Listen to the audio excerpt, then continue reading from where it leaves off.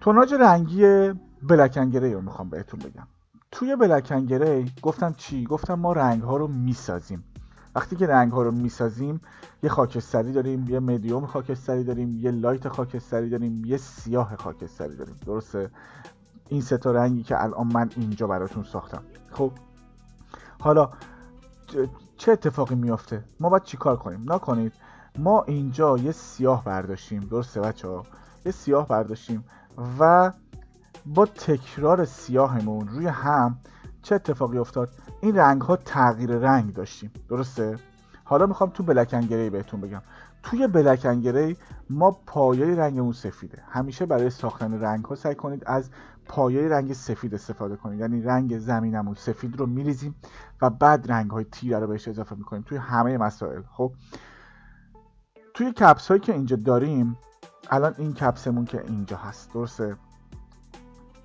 بذارید من عین همون اینجا براتون بکشم دوباره. ما اینجا یه کپس داریم که توی این کپسمون پر میکنیم از رنگ سفید. خب از رنگ سفید و توی این به اصطلاح 2 قطره رنگ سیاه اضافه میکنیم و وقتی که میکسش میکنیم میشه این رنگ. درسته؟ بعدش مثلا 2 قطره میشه، 4 قطره میشه این رنگ، میشه 60، میشه 80، میشه 100. خب حالا تفاوتشون رو میخوام بهتون بگم. ما اینجا اومدیم چیکار کردیم؟ اومدیم رنگ ساختیم و وقتی که گفتم ترکیب رنگ هامون رفت روی هم دیگه، چه اتفاقی افتاد؟ همینجور تیره تر شد.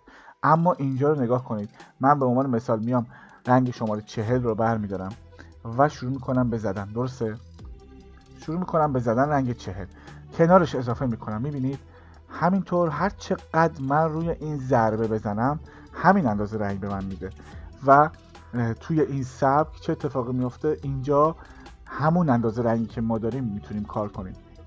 پس یه مقدار راحت تر میشه برای ما ساختن رنگ ها.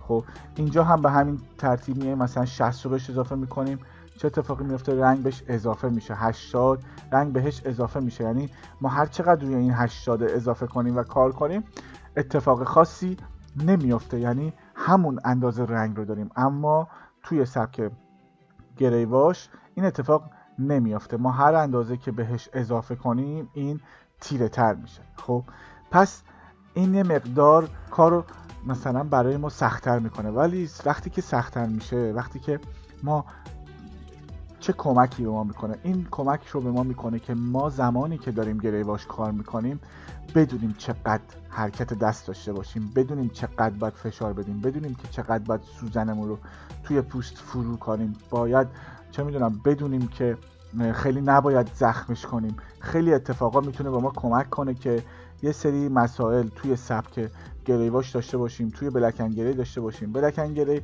وقتی که کار رنگی هم میتونیم استفاده کنیم، همین اندازه رنگی که ما داریم، یعنی باید رنگ هامون رو بسازیم و بعد استفاده کنیم. توی گری واش نه، ما رنگ هامون رو درسته که میسازیم اما دستمون مهمه، فشار دستمون مهمه.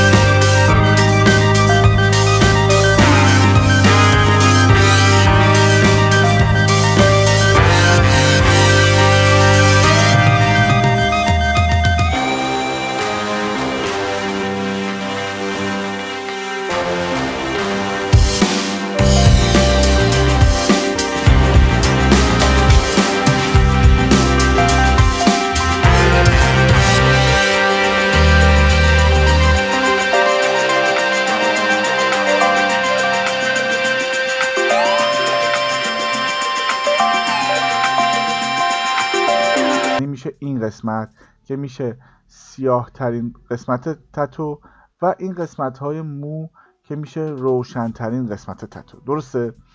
این بخش ها رو میخوایم تفکیک کنیم و جدا کنیم. الان اولین کاری که انجام میدیم اینه که قسمت ها رو جدا میکنیم. به چه شکل؟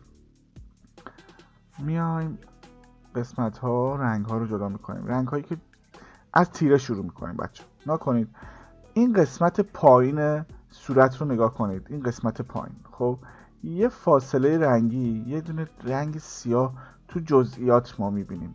متوجه شدید؟ خب بعدش میشه چی؟ بعدش میشه یه فاصله رنگی مثل این، یعنی این تیرگی که اینجا وجود داره و این فاصله رنگی که این قسمت وجود داره. خب بعدش میشه یه نوری که توی این بخش ها وجود داره. درسته؟ خب یه نوری که توی این بخش ها وجود داره. بعدش میریم سراغ قسمت های یه مقدار روشن‌تر دیگه. همینطور ادامه میدیم. قسمت های روشن‌تر کار میشه این قسمت ها و این قسمت ها. درسته؟ قسمت بعدی کار کجا میشه؟ بذارید من دوباره تفکیک کنم، یه این سمت هم تفکیک کنم براتون. یه قسمت های ارزم به حضورتون بخش های مهمتر هم براتون. این قسمت ها خیلی مهمیه. این نوری که توی این بخش وجود داره بسیار مهمه. این نوری که توی این قسمت وجود داره خیلی مهمه بچه ها. مخصوصا این سایه اینجا، تیرگی اینجا، قسمت های زیر چشم، قسمت های بالای چشم، خود ابروها و بخش مهم پیشونی. بذارید این سمت رو هم براتون جدا کنم. این قسمت های بینی واقعا مهمه و موها و در انتها هم قسمت کلاه. خب من این تر رو به این قسمت ها، به این بخش ها تفکیک کردم. یعنی چیکار کردم؟ یعنی میخوام الان رنگ هایی که ما باید بسازیم برای اینکه این کار رو در بیاریم و خوب شکل بگیره رو براتون آنالیز کنم. نکنید رنگ ها رو انتخاب میکنیم. بذارید من اینو گنده کنم. رنگ هایی که باید انتخاب کنیم به این صورت. نکنید رنگ اصلی که توی این محیط استفاده میشه یه رنگ خاکستریه که این رنگ محسوب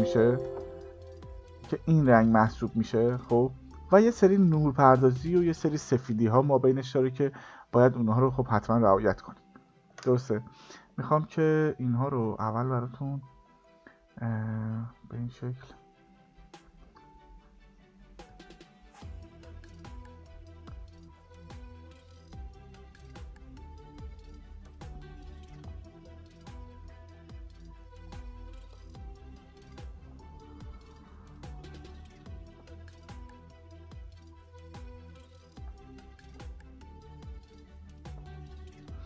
خب این از این ارزم به حضورتون که این قسمت ها رو جدا کنم.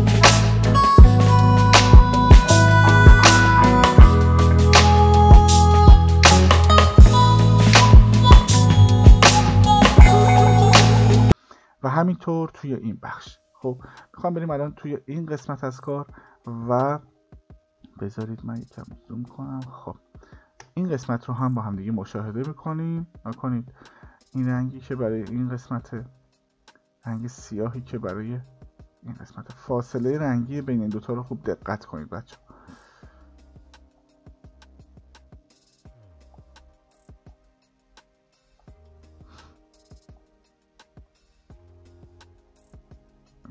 میشه اینجا، میشه اینجا.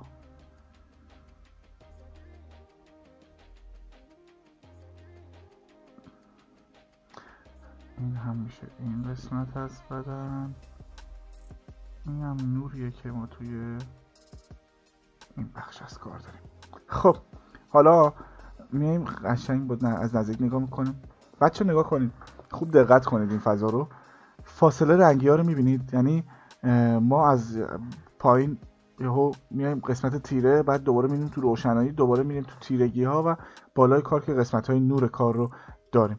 اول برای اینکه کار بلک اند گری به خوبی در بیاد، سعی کنید که از تیرگی ها شروع کنید، تیرگی ها رو کار کنید و بعد آروم آروم این توناژی که الان دارم بهتون نشون میدم رو آروم آروم به سمت سفیدی ببرید و همین باعث میشه که سایه هاتون توی همدیگه محو بشه، یعنی بتونیم که محو کنیم راحت‌تر.